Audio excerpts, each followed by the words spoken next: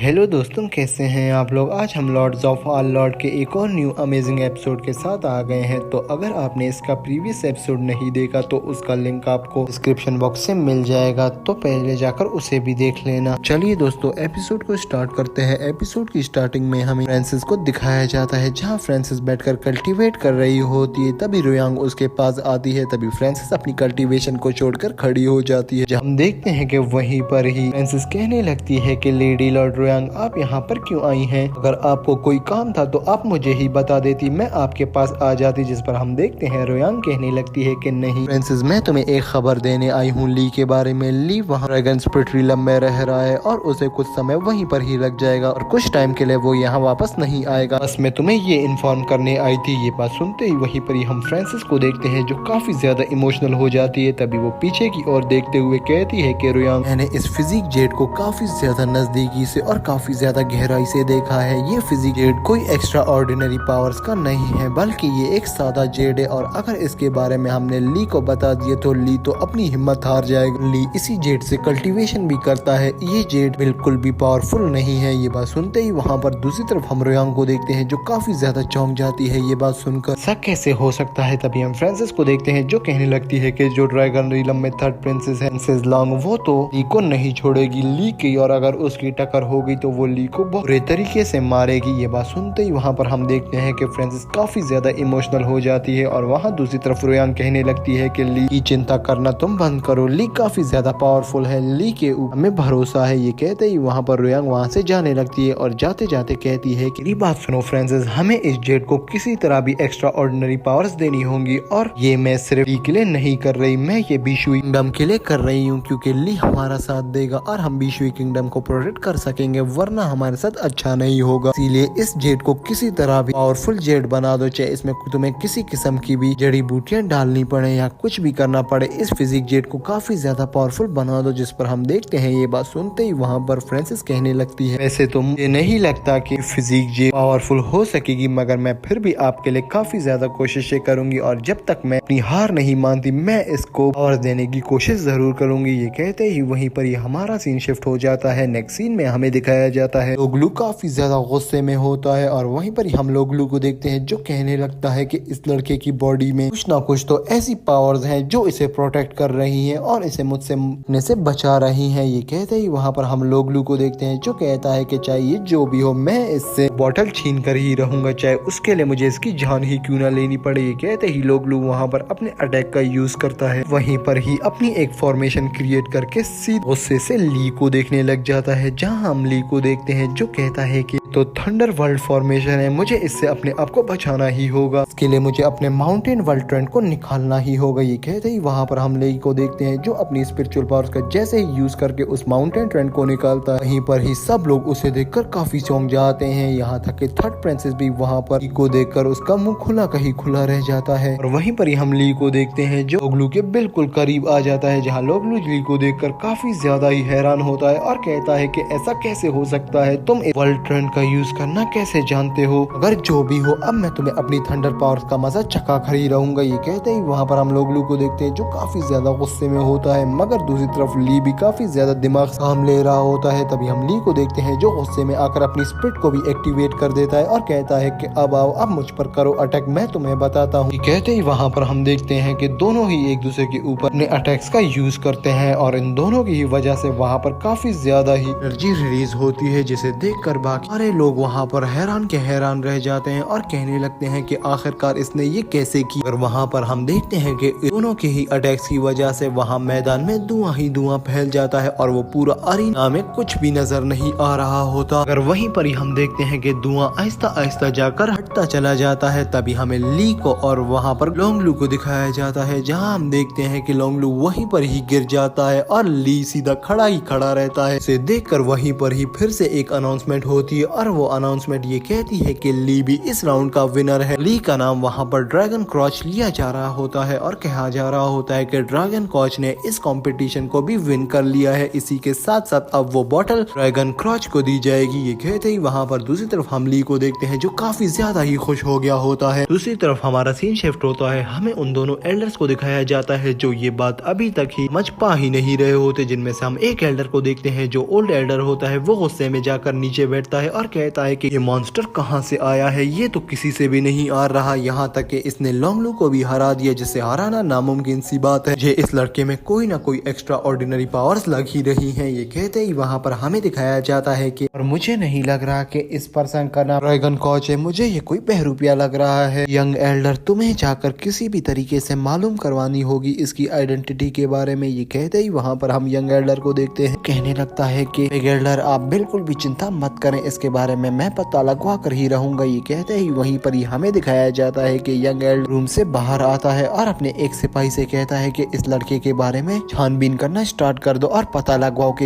ये यहाँ पर कैसे आया है और ये कौन है और इसकी रियल आइडेंटिटी कहीं से भी पता लगवा कर दो। ये कहते ही हमारा सीन शिफ्ट होता है, हमें रोयांग को दिखाया जाता है जहाँ रोयांग और फ्रांसिस खड़े होते हैं। तभी रोयांग कहने लगती है कि ली को मालूम होना चाहिए कुछ बातों के बारे में, जैसे कि मैं एक एम्पीरियर भी बन सकती हूँ बीशोई किंगडम, मुझे इसका ख्याल रखना होगा। अगर ली ने मेरे साथ धोखा किया या ऐसा कुछ करने का सोचा भी तो फिर मैं उसे नहीं छोड़ूंगी। ये बात सुनते ही हमें फ्रांसिस को दिखाया जाता है जहाँ फ्रांसिस कहने लगती है कि रोयांग आप कुछ ज्यादा ही सोच रही है, वो ऐसा नहीं है, वो आपको कभी भी धोखा नहीं देगा, उसकी गारंटी मैं आपको दे सकती हूँ। और ये बात कहते ही वहाँ पर हमें रोयांग को दिखाया जाता है जो कहने लगती है कि हाँ ये तो है, मगर पर मुझे कुछ भरोसा नहीं हो रहा है। अब से वो उस ड्रैगन स्पिरिट रिलम गया है, मुझे पता नहीं क्यों कुछ अजीब अजीब सा महसूस हो रहा है। इसीलिए ली को हमारे रिलम में कोई भी टाइटल चाहिए होगा तो उसको उसकी कीमत पे करनी होगी। किसी भी हालत में ली को ऐसी कोई टाइटल भी मैं नहीं दूंगी, मुझे ली पे भरोसा नहीं है। अब ये एक अजीब सी फीलिंग आ रही है, इसीलिए अब ली को मैं परखूंगी और उससे